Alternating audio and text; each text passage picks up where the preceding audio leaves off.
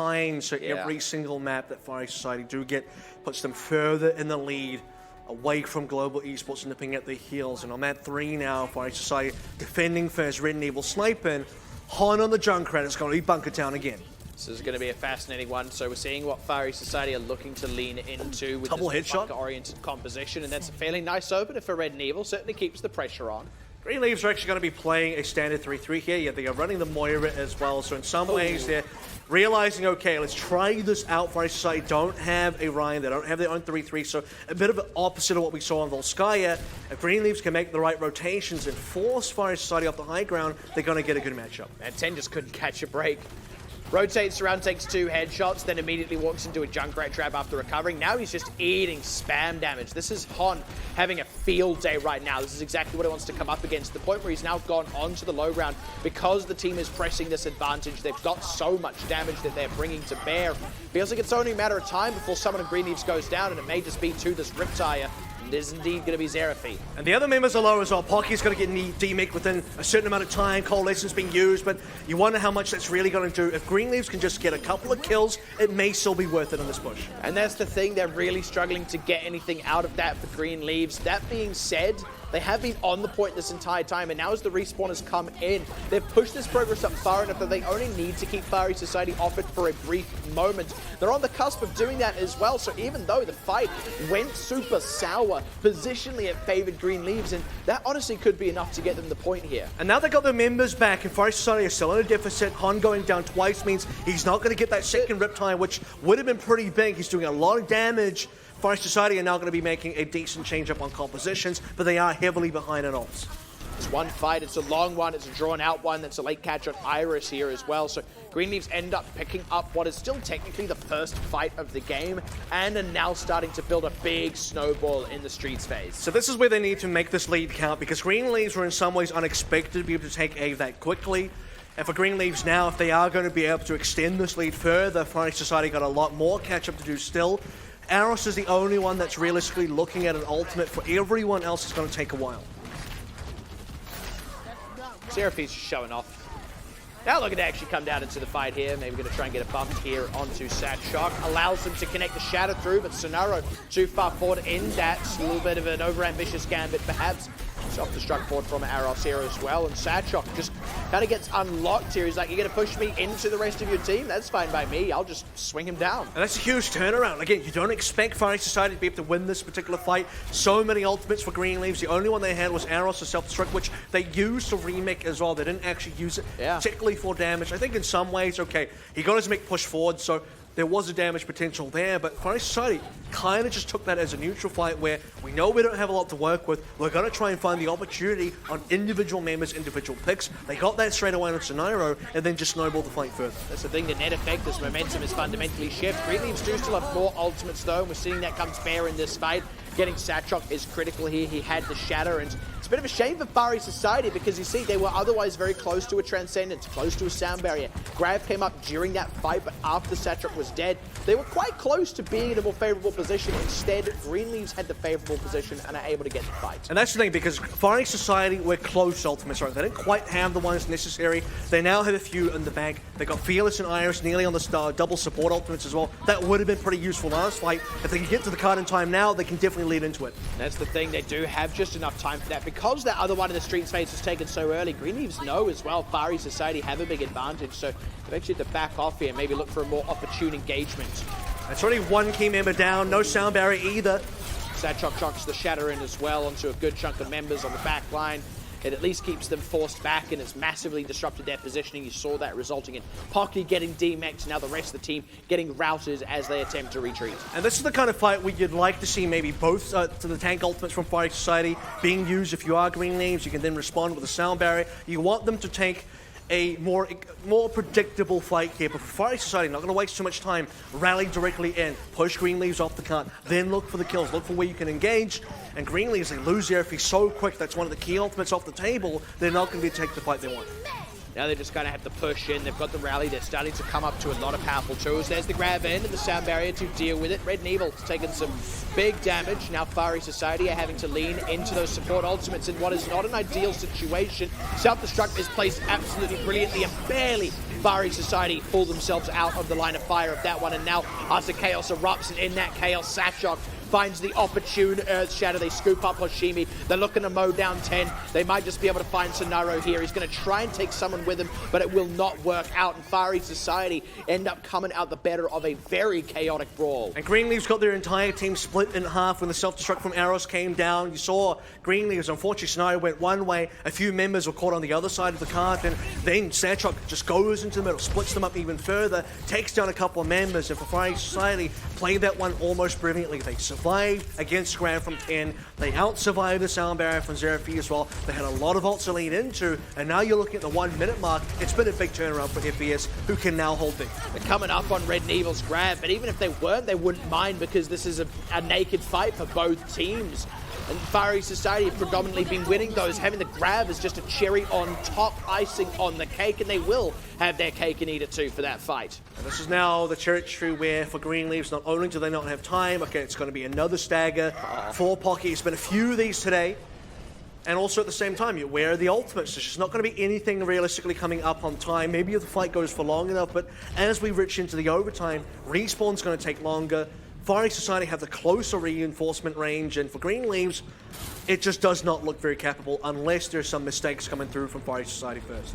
Or some kind of hero play from Greenleafs, but I have to say I don't know, I believe in that concept quite so much. The shadow from Satchok is a little bit so-so, but he does end up staying alive. Sonaro's taking more pressure, and Satchok scoops him up. The fire strike nicely connected. And now both teams just throwing everything and the kitchen sink into the fight. Greenleafs because they have to, Fiery Society because they can just match blow for blow. But that's a nice grab from 10. They find Satchok. They look to press in on the sound barrier. Pocky does get D-mech'd here, but this is still winnable now for Greenleafs as they find Arros's mech looking to run down Arros himself. But it's Hoshimi who ends up going down.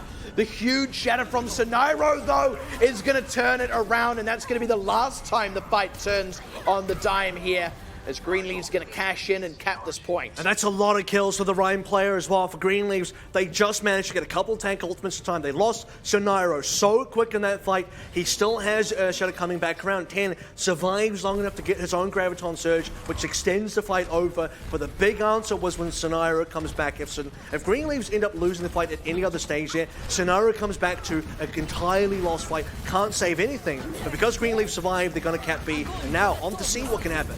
Very aggressive self-destruct in from Pocky, maybe an ambitious one, and it's actually the grab from Red and Evil that's going to do far more. Now, hello. There's a lot of members off the picks edge. up a couple as well. I mean, those are just kind of bonus. Greenleafs do have a relatively close respawn that could end up counting for something. Speaking of bonus, any extra distance Greenleafs actually push is going to end up being that bonus because not really expected to cap B here. Got it in the overtime. Can they do C as well? Probably, again, unexpected. There's not a lot of time. They need ultimates. They need momentum. And Fiery Society have a couple of both. Fiery Society also just need to clean up their act a little bit. They don't want to find themselves falling prey to the same kind of fight they just had on B where they lost the point. Now they're looking to connect a little bit more cleanly. Pushing forward onto Sonaro. It's going to force Transcendence, but it's going to end up losing Satchok's life. And now Fiery Society have to start running for the hills. They're in trouble. There's a timing window here. Sonaro can drop a free shadow while Satchok is gone. They've already committed into the sound barrier. Greenleafs need more kills here, and they're going to get a couple. They do start to pick a few up, but it does end up taking time off the clock. And like you said, could have done it with a shatter if they wanted. Maybe held on to that sound barrier for later on. They don't have any support ultimates, but they got a lot of firepower. Grab into self-destruct is a viable combo here. If they can land that one successfully, they can still cap C, but the grab's on the table. Yeah, 10, unfortunately, thou canst unyeet what has been yoked. And with that, Fiery Society not off to the hottest start. That was nearly a bump in the hole there for Sonaro. That's all the ults. Greenleafs not off to the hottest start, but Satchok goes down. So Greenleafs have started to turn it back around. Now 1-for-1, even Stevens. Fiery Society, though, with a grab from Red and Evil. And that's going to be the last note to underline the punctuation at the end of the essay. It's going to be C eventually getting held. But you have to say, at the end of it, Greenleafs probably got more distance than they were otherwise hoping for. And the thing is, when you look at how A went, okay, that was already a pretty decent win for Greenleafs, where you probably expected a little bit more out of Fiery Society. You're playing a Junkrat there, very quick on the Riptire. In fact, you also have to compliment the fact that they had an Infrasight at the same time as a Riptire, and we're going up against specifically a 3-3 Ghost on the other side as that bunker team. Your Junkrat is expected to pull most of the weight. The fact that you also have Widowmaker doing a lot of damage, saw the headshots coming through as well. That was what should have given them the edge to hold A for much longer. Greenleaf's got more done on A than they probably expected to, but they got less done on B than they were expected to as well. I find that fight so hilarious, by the way. That one with Xerathi up on the roof, he like goes to bump Satrok forward. Like, Satrok's already going forward at that point. He's like, oh, well, all right. And it was so that Scenario could shatter. So Scenario's not even back with the team trying to match Satrok. He turns around like, guys, I threw out the shatter, and everyone's just getting whacked to bits by Satrok. And that was also where he got discorded earlier, so they knew that was coming. So Fire Society read that fairly quickly, and this is a later fight where you can start to see, okay, exactly how split up Greenleafs were. Even as they're trying to back out of this one, Scenario tries to charge in to save somebody, and they just lose so many members. So for how quick A was capped, B was a bit of a disaster. To actually be able to win B where they probably should have been held, considering how the last engagement looked and where all the ults were sitting, which was in Fire Society side of the court, to then get to see a nearly finished capping C. If it wasn't for the fact that Arrows got an incredible DM eat on the Graviton Surge at 10, Greenleafs probably would have actually finished the map, but at the same time, they probably shouldn't have been able to get to C. Greenleafs going to go ahead and run a Goats composition now on the defense with the Batista option. Triple support with Batiste, which means they're going to be missing the Brigadier here. Supports, so I think it's a twist, shall we say. It's more like a sheep than a goat. It's going to be difficult for them to take a full-on engage. The Brigadier actually adds a lot of that extra 4 damage, pressure, shielding, healing, you name it. Good catch though once Red Evil helps alleviate some of that pressure. And Scenario getting a little bit unlocked here. They've ended up getting the better end of this fight. Fiery Society, they're happy to go ahead and match a 3-3 composition here, but Greenleafs have actually executed better so far. I want to see if Greenleafs can really get something done with Amplification Matrix, because we're still waiting for Immortality Field, which is back up now, so didn't have to wait too long for that one. Fire Society at a slight disadvantage. Scenario is quite a fair bit ahead. 50 is what I want to talk about, though. Transcendence is going to be a big factor in the next fight. Already available. Iris close behind, but not quite there yet. It's not really a situation where Greenleafs want to use a tempo Transcendence. They're going to have to. Now Iris has his own anyway if things really get hairy. This is doubled up with the Immortality Field, and 50 gets charged to high heaven. He may be alive thanks to the Transcendence, but he's going to die because Satrok's right in front of him, and now Satrok re-enters the fight. There was no trade made in the main chunk of the fight in that time. The Amplification Field not really doing anything for this team right now, who are now starting to get muscled out and eventually surely run over. Scenario leaves himself exposed, will get drilled down by Red and Evil, and now the rest of the team in full retreat as the cap comes through. And it all starts from Satrok getting the Transcendence away, charging 50 to the other side of the map. That removes a big ultimate off the table straight away. Iris can then respond, still keep everyone alive while Satrok himself is away from the fight. You then have a case where, okay, there is an Amplification Matrix, but it's really not that useful. You don't have the right kind of team comp, especially without the Zenyatta to add the extra damage to make use of that ultimate. Fire Society just have to stay away from it. They see 10 pushed up a little bit too far in front of the Matrix itself. He's vulnerable. He gets taken down, and now you're walking through to B, where you've only used Transcendence and you've got 5 other ultimates. More than happy with that. Greenleafs have made themselves that swap as well. They recognize that, especially in the non-static position, the Batista is not going to bring them the value. They've got a lot to make up for.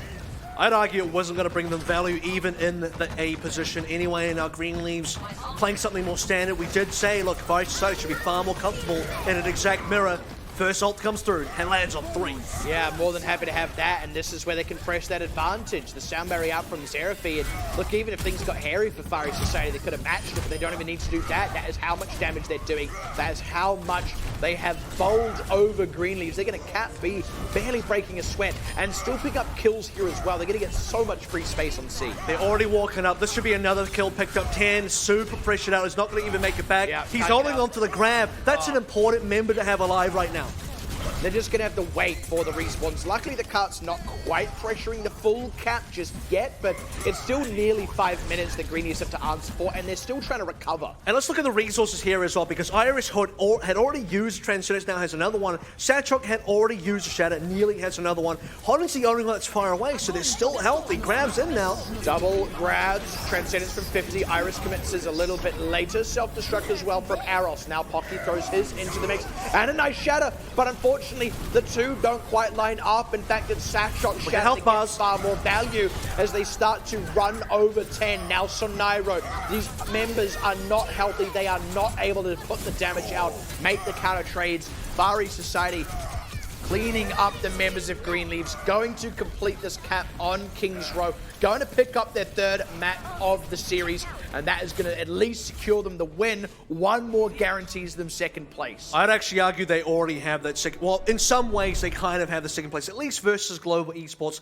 who is the other competitor trying to catch up right now because you're at a +6 if you are Far East Society now, even at a 3-1. That would be 2 more extra wins.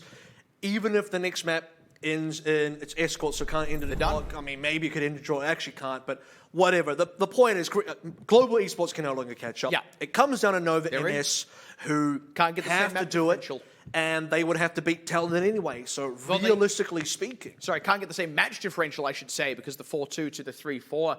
It was only if there was the loss coming through for Far East Society that Nova MS even had a chance. So, with the win secured, the map differential now between them and the other team that can match them in terms of match score, being Global Esports, Far East Society have done it. They've got it over the line from trials into second place, directly into a semi-final. That is one hell of a journey. It is, certainly. It's a massive improvement. It's been an incredibly uptake, incredibly huge evolution for the team as well. Like, they had to make a couple roster swaps. They're looking absolutely dominant now going to playoffs. Still some questions ahead in terms of how they want to handle the meta shift. But right now, in this particular regular season of 7 weeks, they've been looking as you would say for sure now the second best team in terms of overall results, overall consistency. They dropped a couple of games here. Yes, they were going to lose to Talon, but so far everyone's lost to Talon. The only one that's kind of sticking out is that 2-3 loss to Global Esports, which I'd argue if you replayed today, probably a different result. Far East Society probably win that one. But it feels that way. Speaking of win that one, still got one more map to go. This one is just going to be for fun in some ways, but in other ways, might as well get the 4 out while you can. Escort's coming up next on your screen, so let's go ahead and check that out. Welcome to Watchpoint Gibraltar. This is Escort. 2 teams face off as either defenders or attackers. This is the payload. The attacking team has a limited amount of time to escort the payload along a set path containing 3 checkpoints. The payload only moves forward when an attacker stands near it. Defenders can delay the payload's movement by standing nearby at the same time. To get moving again, attackers must clear away the defenders by force. Every time the payload reaches a checkpoint, the attackers score 1 point and gain additional time on the clock. If even one attacker is near the payload when the clock runs out, the game enters overtime. This extends play indefinitely until the attackers are either cleared off the payload or they gain more time by reaching a checkpoint. The round ends when the payload reaches the destination or when time runs out. Teams switch sides each round. Whichever team scores the most points and escorts the payload farthest wins. And now going into Dorado, it's almost expected now that the 4-0 should come through. We are now more than assuming that Cloud is definitely not going to be in the lineup, at least for today, for Greenleaves at all.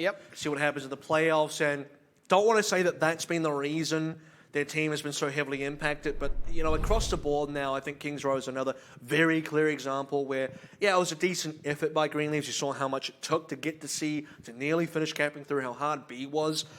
A was the only outlier for them. But then you flip the script and you look at Far East Society. A was, I think, quicker than Greenleaves. It was. Because Greenleaves, they took a long time to get A despite getting into one attempt. Far East Society then blitzed through B, blitzed through C like it was nothing. So, I mean, outside of A for a little bit, just wasn't that competitive on the rest of the map. And the reality is the rest of the map is what we're going to be seeing across Dorado, right? Like, we can now just remove the entire concept of the static point from the equation. You look at the fact that on the defense, Far East Society found opportunities to shift the momentum, to kind of flip it on its head, even in unexpected places as well, and that's what slowed Greenleaves down. You look at the fact that the same did not in any way, shape, or form happen in the reverse. Far East Society absolutely steamrolled their way through. I expect the same from Dorado. You know what else I expect from Dorado? Pinatas. Got a lot of them there. Mariachis. Yeah. I actually wish there was like a physical Omnic mariachi band somewhere on this map. Like how there's like the club singer in Paris. Why isn't there actual mariachis here? I'm very disappointed. Blizzard, please fix your game. Funded by Don Robotico. I was going to mention fire, but it's actually Hon on the fire this time around, and I was thinking that this may be the last good chance for a team like Green Leafs to maybe pull it out. Red Evil under a little bit of pressure. That's an oof from Pocky. Eats the headshot. By the way, Hoshimi, after seeing this lineup, decided to go back to base, swap to a Pharah of his own, so we'll finally get to see that one. You do get the Pharah and Widow combinations from both teams. Now, it's still not going to be 50 on the Widowmaker itself, so 10 has a lot to live up to in terms of that, but Green Leaves now, Orisa Hog walking up, both sides playing the exact same thing. Yeah, Pocky's decided he doesn't want to, I would say tango, but again, that is a different country, but he does want to salsa, yeah, though. Exactly, yeah, he wants to salsa. I think that might be, I don't know, what dance did Mexico invent? I can't remember. At any rate, Pocky's dead. Again, just saying. Car positioning is not too good at the moment, which means Fire Society can hold fairly far forward, and Red and Evil getting pretty far ahead in terms of ult charge as well. So maybe Hashimi on a good flank can do some pressure. Look at that damage. Yeah, that's decent pressure onto Red and Evil. On takes a shot from 10, ends up going down. It's honestly an opening. Green Leafs can do something here because the res might not come on through, so it could be a 6v5. Oh, that's a nice hook from Aros. Hoshimi out of the picture. It is a closer respawn, and that ends up being barely resable, and he's able to slip away before they can catch some other kind of CC onto him. I was going to say, speaking of reses that can't come through, well, I mean, Green Leafs going to prove me wrong on that one. Yeah. Can they actually push through, though? Because that's another question. 10 finds himself snoozing. Fiery Society will take advantage of that. They've now been able to get Hon back into the mix, so this is where they can just start pushing back Green Leaves. Iris ends up going down. Nice hook, but asleep to answer it, and ends up being Pocky is able to back away. But again, resable positions, right? Iris just decides to push forward, go on with the sleep dart, throw in the biotic grenade. Now that he's past the shield, that's a huge gambit from the man just freshly raised, but it pays off big time. And you're looking at the positioning for Green Leafs, and they're trying to fight on the high ground here. They're trying to allow Hashimi to get side angle damage to allow them to push through. But while the sleep dart does connect onto Aros, Green Leafs can't aggress, or at least they're choosing not to. During that time, Aros wakes up, he walks in, Fire Society, find the necessary kills, and Green Leafs now kind of, in some ways, back to square one. They have a good cart position, but they are running out of time. We'd not even argue worse than square one. They don't have the same kind of ultimates as far as Society, but what they do have is a pick. It's a pick that's been answered, though. The nano boost onto Aros is starting to do some work. Rez is there already onto Red and Evil as well. And again, Pocky, by comparison, unresable. That's nicely done by 50, keeps himself alive. The good news is, okay, 50 has been able to deny a couple of hooks because he's landed 2 sleep darts in a row now, but Green Leaves, they've lost all position. You can see that Fire Society have completely pushed themselves up. 1 minute left to go, which means for Green Leaves, got a lot of pushing left to do still. The cart's been sliding backwards. They've now lost the archway as well. I mean, the reality is, right, it's cute. It's nice. You get that sort of rescue me mechanic there of being able to sleep the person who hooked you. You don't die, but you'd rather be landing sleeps onto members you can kill to actually gain an advantage rather than just trying to pull out of a position. I mean, you'll do both, but the thing is, they haven't been able to find too many advantages as they've been losing these fights. Ooh. This is maybe something they can work with, though. Oh, but Hon has other thoughts about that. Just as Hoshimi drops down below the rooftops, he kind of loses tabs on his counterpart, and even with the anti-heal onto Hon, he's able to stay alive just barely, and Hoshimi didn't have sightlines for the critical moments that Fearless even finds his counterpart while he's... It's both. That's disgusting. He got the nano. Yeah, he got the nano, he's got the Valkyrie, he might as well go full Battle Mercy. And this is where it's just so unfortunate. Green Leaves can't pick up the one pick that would have been so huge for them. And now you're looking at a lot of ultimates online for Green Leaves. Time has completely run out. Oh, Scenario's already dead. That's now a huge biotic grenade onto the remaining members. Hoshimi, though, with a nice rocket barrage. It's a 2 for 2 in total. Xerapi has the res. Fearless doesn't really have a good way to get into where those members died to commit his own. And Fiery Society have had to cede some ground. Okay, so this is where Green Leaves can make something happen. Hashimi's back in the mix now. Fiery Society had to lose both their tanks. Aros is on the ball and Sadshok is on a Tracer. It's not quite ideal in terms of who you want to be playing. if Greenleaves can't cap here, there's some big problems ahead. Very clever from Hon. Instead of playing the cart directly, decided to pressure on the backline. That meant the members that had to stay on the cart were separated from the rest of the team. And as the re-engage comes in from Far East Society, there was only about 2 or 3 members on the cart. It was easy pickings, nicely set up from Far East Society to prevent any further distance as they came back in, respawning on A. And again, that had to be the push, right? They were already in overtime. They had a slight play advantage. They had the better composition in general. You don't really want to see Far East Society being on these kind of desperation picks to stall out the cart, but that actually works. For the most part, that doesn't work. It just slows things down. You'll maybe get a couple of picks there to just stop Greenleaves from snowballing through. Then you'll change back to your regular heroes for B. But the B never came in, and Greenleaves fell over on the last hurdle. And you're looking at this thinking, Kings Row C, right at the end.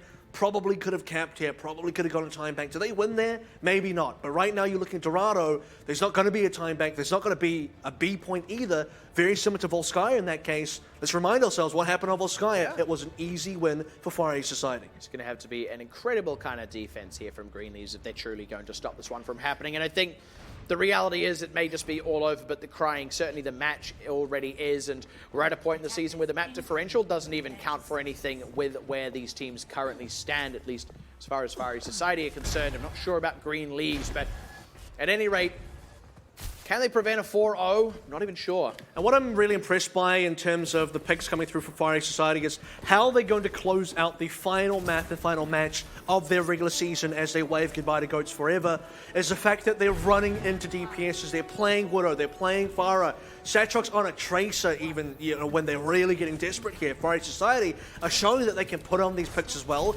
looking pretty good even going to the future.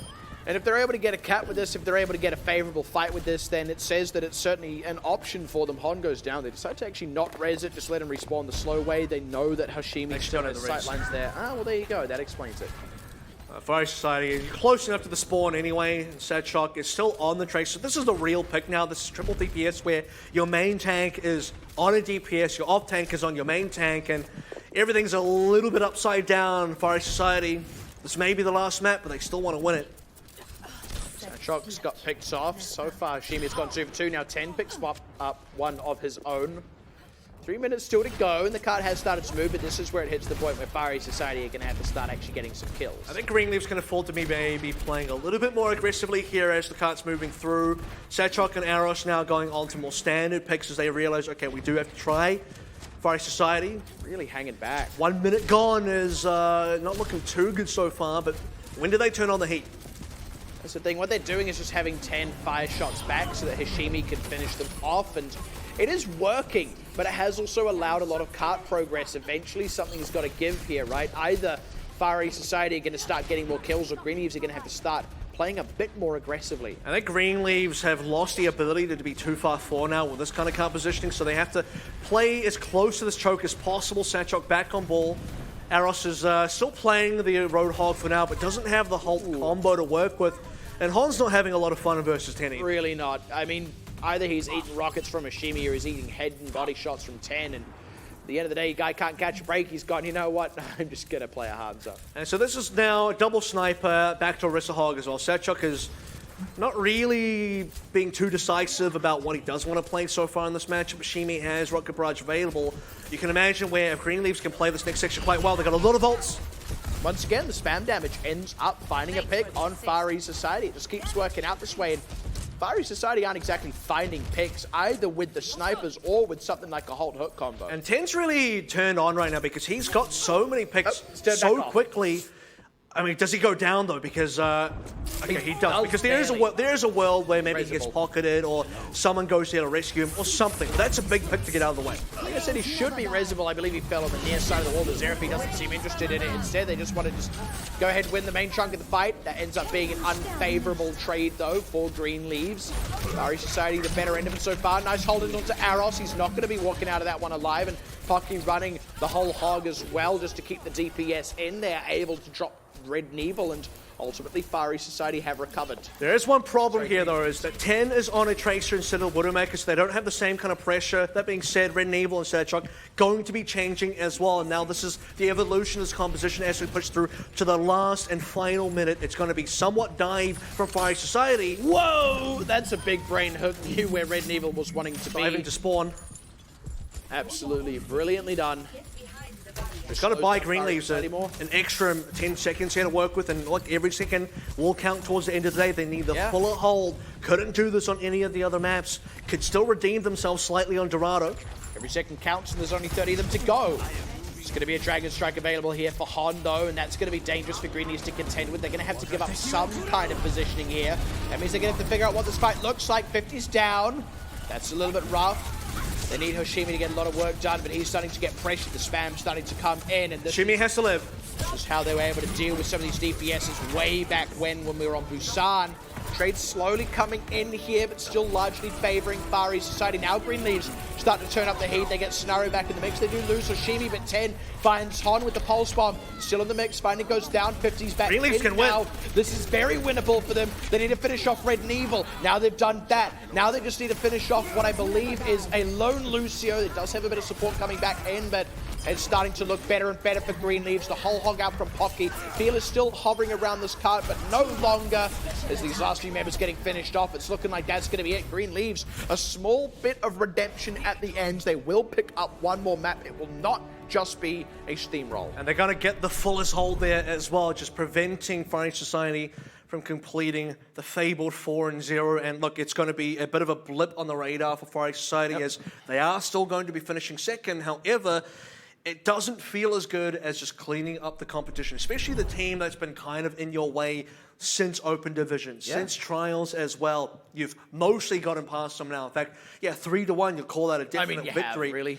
For Greenleaves, though, you got to speak about what happens towards the end there. You see 50 back on a DPS. He's like, put me on my role here. I can stop playing Ana. I can stop playing flex support. And you're starting to wonder, hey, was maybe triple or quad DPS available for them the whole time? And maybe that would have been the go-to for them, because if you can't have Cloud in the roster today, if you can't play your normal 2-2-2 or having your 2-2-2 members, maybe you got to play into what's available. And could just be the chaos, could just be the fact that it was overtime, but they looked really good when they had all the members on the picks they were supposed to be on. It's got to be a very satisfying end to the season on the other side of the fence there for Far East Society. We talk about all the success they've garnered across this season. We talk about coming in from Trials, a team with even less reputation preceding them than Greenleaves, who themselves only had some promising Trials performances that never amounted to qualifying into Contenders. Far East Society came really completely out of nowhere and have ended up beating the team that qualified technically ahead of them in Trials as well. That has been a fantastic journey, and it's the perfect way to end it. And I'll tell you that one map may still be worth something at the end of the day, because they still have to compete with other teams towards the bottom of the standings who are kind of close in map differential. One of those teams, well, in a way it is and isn't. We'll see Jupiter and Global Esports coming up next and see what kind of damage they can do to each other. Still not 100% exactly sure on the result of that one just yet. Jupiter have been looking a decent up better, but we are going to take a bit of a break before we head into that match, so stick around. We'll be right back after this.